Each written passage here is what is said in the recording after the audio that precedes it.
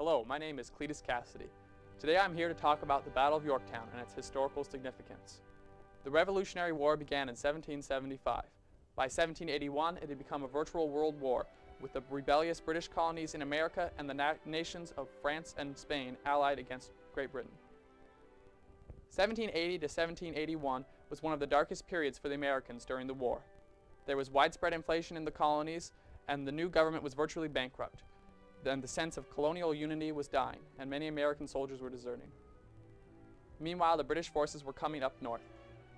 In 1780, the British forces, led by General Lord Cornwallis, enjoyed a successful campaign in the south. However, by early 1781, American forces under Nathaniel Greene had won several decisive victories against those of Cornwallis in the south.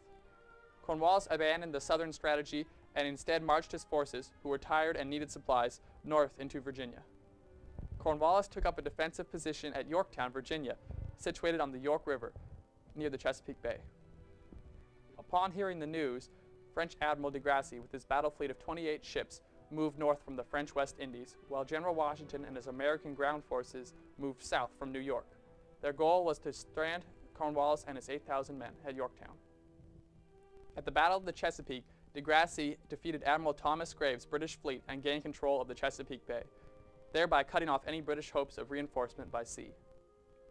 On September 28th, a combined American and French ground force of nearly 17,000 men surrounded the British force of 8,000 at Yorktown and began heavily shelling the British encampment.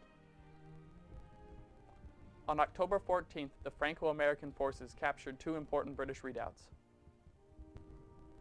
A redoubt is a fort or fort system usually consisting of an enclosed defensive encampment outside a larger fort. After the redoubts were captured, the British could not hold out for much longer. On October 17th, Cornwallis offered to surrender. It became official on October 19th when the documents were signed. Cornwallis's 8,000 men amounted to approximately 1/4 of all British forces in North America. British Prime Minister Lord North, a leader of the Tory party, resigned after hearing of the defeat. The Whigs who replaced him did not want to continue the war, thus Yorktown was the last significant conflict in the Revolutionary War. The British, seeking to cut their losses, decided to negotiate a peace treaty between themselves and their American colonies, excluding the French and Spanish. Because Britain wanted to keep the French from becoming too powerful in the New World and thereby in the Old World, the peace treaty between the colonies and the British was very generous in ceding lands to the colonies. And that brings me to my second topic of the day, the Treaty of Paris and its implications in today's society. Yo man, that ain't how you teach history. You gotta connect with the kids, put a little blast in the past if you know what I mean.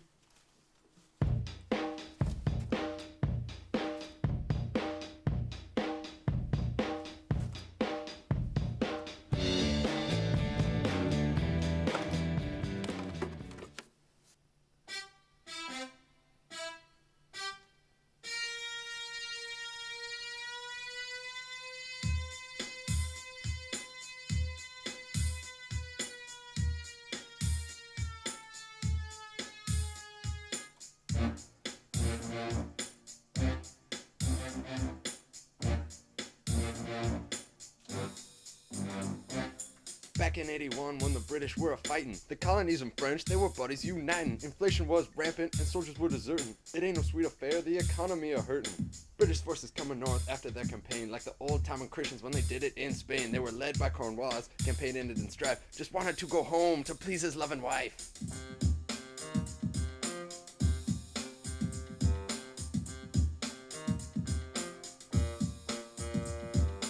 Hold up in Yorktown, away in or out. Americans came running, but a navy they without. Gave the French a holler, cause de Grasse had to fleet. In Chesapeake Bay, the two navies did meet. The British got destroyed, they were smoked by de Grasse. The French were quite skilled as they kicked some collective.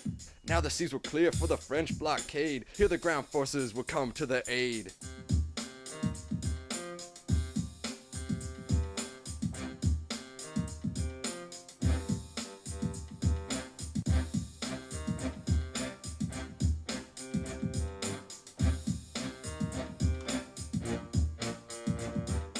British Cornwallis, surrounded by land and sea, realized there was no escape. His pants he did pee. He held it for 3 weeks. They couldn't stand it no longer. They had to surrender cause the Americans were stronger. Back in England, the Prime Minister resigned. His name, Lord North. He had seen his time. His replacement sought peace. Fighting got him down. Thus the war ended with the Battle of Yorktown.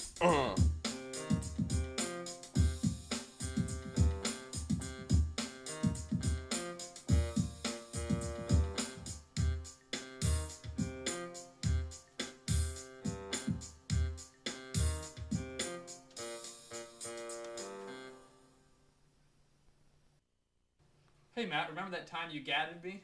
Yeah, dog, that stuff was tight, yo. I gave you right in the face. Oh, that was so tight. Oh, man. No, violence is not tight, and it is never the answer.